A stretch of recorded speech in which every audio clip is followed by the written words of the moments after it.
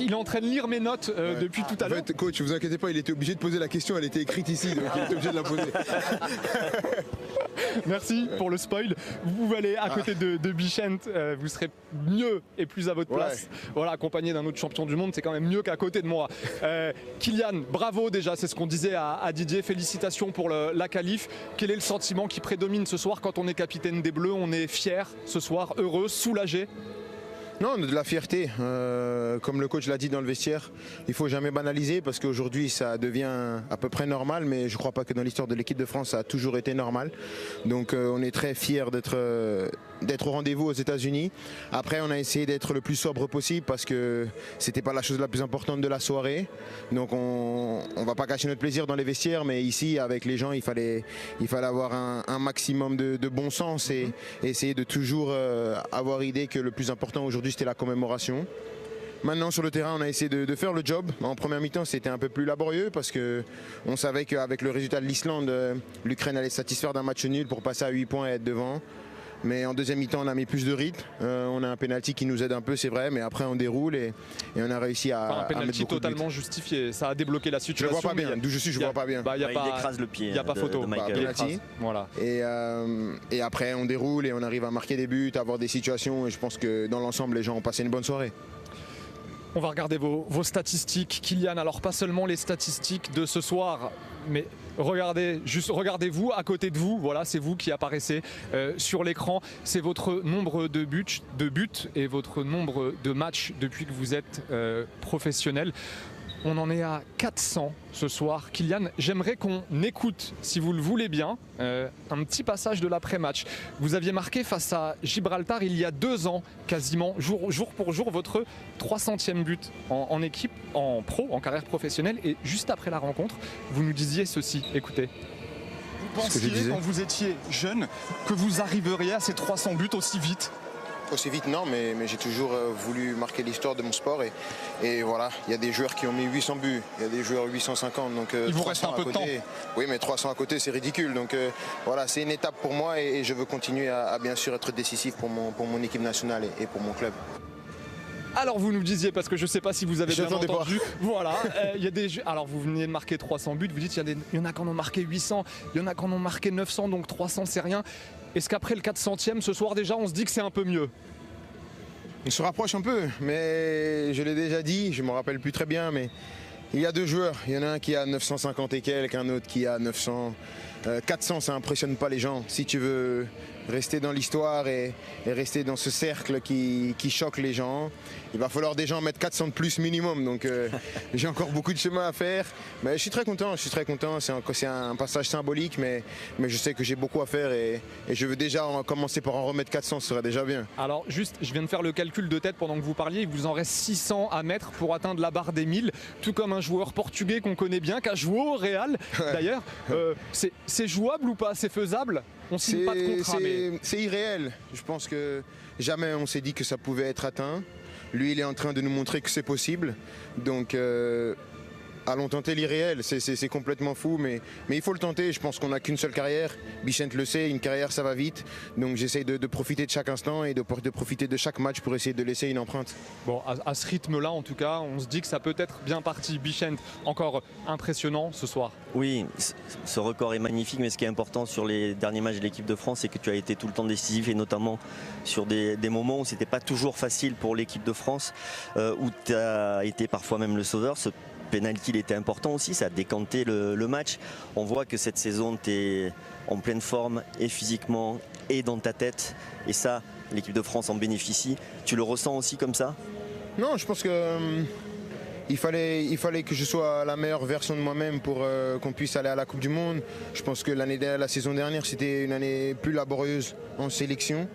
Je pense que c'était important pour moi de venir remettre des performances de mon calibre pour montrer que la sélection, c'est toujours très important pour moi. Donc cette campagne de qualification, elle s'est bien passée. Maintenant, tout le monde sait que le plus important, c'est ce qui va se passer aux États-Unis. Après, il y a bien sûr le club, ça se passe très bien. Les 2 derniers matchs, c'était un peu plus laborieux, mais Mais il faut pas s'affoler, il faut continuer à travailler parce qu'on a beaucoup de choses à jouer, beaucoup de choses à gagner. Donc on va avoir la meilleure version de Kylian Mbappé pour la Coupe du Monde. Bien sûr, c'est ce que je veux, On a quand même l'impression que vous êtes en mission les années de Coupe du Monde. Il se passe quelque chose dans la tête. Alors non pas que vous jouiez pas les autres, mais les années de Coupe du Monde, on a l'impression qu'il se passe quelque chose de spécial chez vous. Tout le monde connaît le foot, tout le monde peut parler de foot et je pense qu'on peut analyser le foot avec n'importe qui, même des gens qui ne jouent pas. Mais jouer une Coupe du Monde, je pense qu'il n'y a que ceux qui en ont joué une qui savent ô combien c'est spécial. Bah, je vous laisse. Bichente sait ô combien c'est spécial. On parle de celle qu'on a gagnée bien sûr, mais même celle qu'on n'a pas gagnée, c'est un privilège à chaque fois de pouvoir représenter son pays aux yeux du monde et de continuer à mettre la France sur la carte du monde. Donc c'est ça notre objectif et on sait qu'on est atteint d'une responsabilité parce qu'on va représenter tous les Français et on veut être la meilleure version de nous-mêmes pour les Français et pour laisser une trace dans l'histoire de notre pays.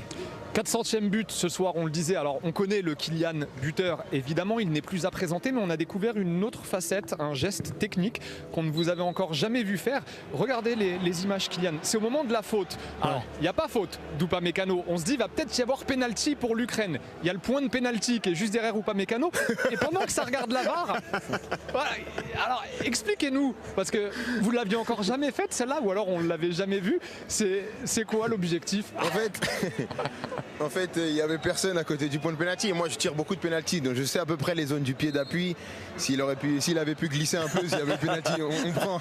Mais il n'y a pas eu pénalty, mais c'est un geste de rat.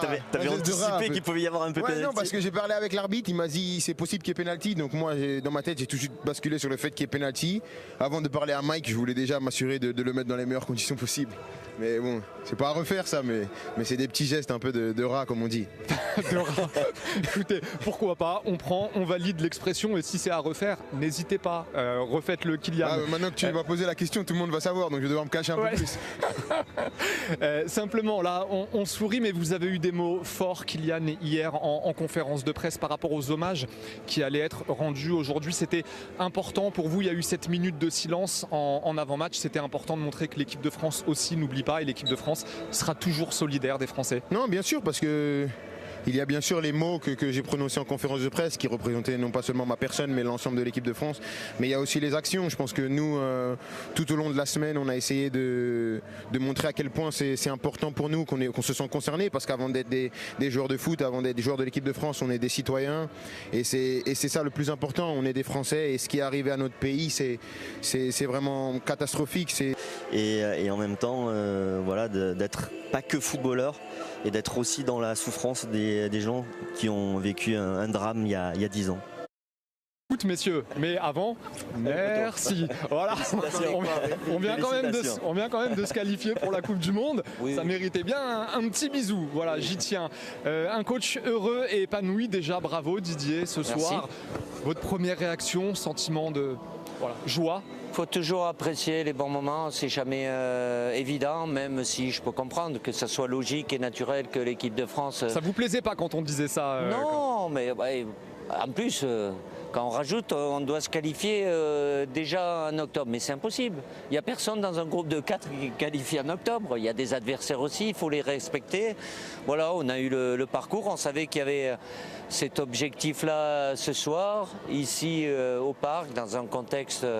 assez lourd et pesant, mais voilà, le groupe a très bien répondu après une première mi-temps évidemment un peu difficile avec un bloc bas, dense, et puis après voilà, on a lâché les chevaux et puis ça a fait la différence. Donc beaucoup de fierté, j'apprécie chaque moment, même si c'est pas la première, mais voilà, pour l'ensemble du staff aussi qui travaille au quotidien pour faire en sorte que on soit là, parce que l'équipe de France se doit d'être là dans toutes les grandes compétitions. On le disait tout à l'heure avec Bichente, on a vu la nuit en première période, puis le jour en deuxième. Vous étiez remonté à la pause, vous étiez frustré, énervé, parce qu'on a vraiment vu des joueurs totalement différents. On a l'impression que vous les avez secoués, il s'est passé quoi? Oui, après, bon, l'adversaire aussi, mais il fallait insister, mettre un peu plus de vitesse, de dynamisme. On a eu une possession quasi totale, mais en ayant peu d'occasions. Je crois qu'on a 2 occasions. Il y a 2 frappes cadrées, donc, mais il y a un adversaire qui vient, qui est sur 25 mètres.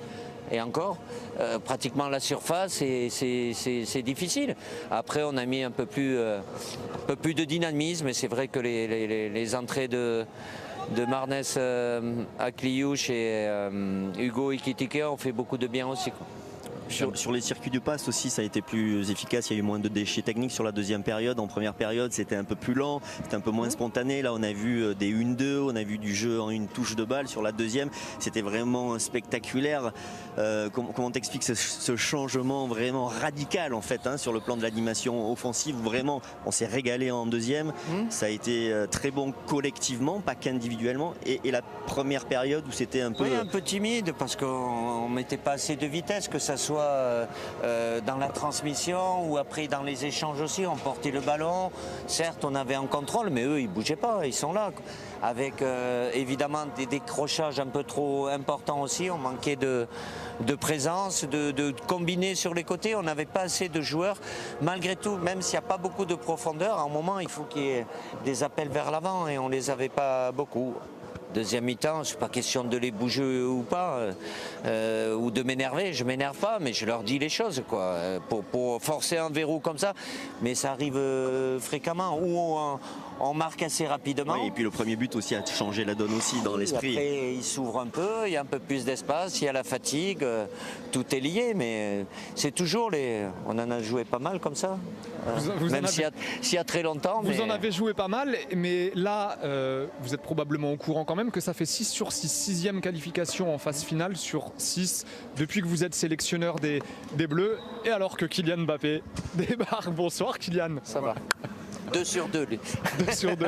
Et c'était votre dernier match potentiellement en France ce soir. Ah, déjà, vous non. Sur le territoire français en tant que sélectionneur des Bleus en match officiel. Non. Parce qu'on sait pas si officiel. Oui, on sait pas si on va les. Voilà, ça vous. Alors je vous pose la question, mais j'ai l'impression que vous n'y avez même pas pensé, du coup. Écoutez, je peut-être fait différemment, mais je suis sincère. Alors ça peut-être surprendre certaines personnes. J'ai pas de nostalgie, je regarde pas derrière. Le plus important, c'est aujourd'hui et demain. J'aurai le temps après, j'espère, de regarder tout ce qui a été fait, mais évidemment d'être là, c'est probablement, oui, la dernière fois avec l'équipe de France. Oui, ça c'est. Bon. Un grand bravo en Merci. tout cas Didier. Je vous laisse avec le phénomène. Qui va aller prendre votre place. Bonjour à tous la famille, comment allez-vous les gars? L'équipe de France s'est qualifiée en Coupe du Monde 2022. Une prochaine étape qui va commencer, comme vous avez entendu, Kylian Mbappé qui est venu très longuement sur TF1, qui a discuté, qui a vraiment j'ai senti un Kylian qui était à l'aise, voilà, qui discutait, qui souriait, voilà, il était libre, voilà, on sentait Kylian Mbappé qui dit ce qu'il pensait, voilà. Donc il a fait son petit truc malin là sur le penalty. Donc voilà les gars, l'équipe de France est qualifiée. Donc avant tout ça les gars, si ce genre de vidéo vous plaît, parce qu'il y aura plein de vidéos de ce genre qui vont arriver ici, des clubs de Ligue des Champions et aussi de l'équipe de France. Donc la famille, n'oubliez pas de vous abonner sur la chaîne les gars. Abonne-toi maintenant si tu ne veux pas rater ces prochaines vidéos. Donc avec sur Kylian et tout ça, abonne et like la vidéo parce qu'il y aura des Coupes du Monde qui va arriver très vite la famille. Et on va faire pas mal de vidéos là-dessus. Donc la famille, abonne-toi. Et aussi les gars, dites-moi ce que vous avez pensé de cette qualification de l'équipe de France qui se déroule dans un jour spécial, 10 ans jour pour jour que l'équipe de France a vécu ce drame face à l'Allemagne. Donc voilà, qui est vraiment une drame. Donc les gars, dites-moi ce que vous en pensez les gars. Et voilà, le prochain Coupe du Monde. Et Kylian les gars qui est à 400 buts. Et les gars aussi, il y a une question que vous pose. Est-ce que Kylian peut-il atteindre le nombre de buts de Cristiano Ronaldo les gars? Je pose cette question les gars. Parce que Kylian il est déjà à 400 et il lui reste pas mal d'années. On sait tous que Cristiano Ronaldo a marqué après ses 30 ans, plus nombre de buts. Donc est-ce que Kylian peut faire certaines choses et Kylian peut atteindre les 500 buts avant 40 ans les gars? Je pense que Kylian est en avance sur son âge que Cristiano Ronaldo à l'époque. Mais on parle d'un autre qui est à 40 ans. Qui joue aussi au très haut niveau, qui marque des buts, même si aujourd'hui il a pris un carton rouge face à l'Irlande. Donc voilà les gars, dites-moi ce que vous en pensez. L'équipe de France est qualifiée, on passe une super soirée, même si que ça a été dur, vu que l'équipe de France a vécu dans le passé. Donc les gars, dites-moi ce que vous en pensez et n'oubliez pas de vous abonner et liker la vidéo. On se rend pour une autre vidéo. Allez, ciao la famille.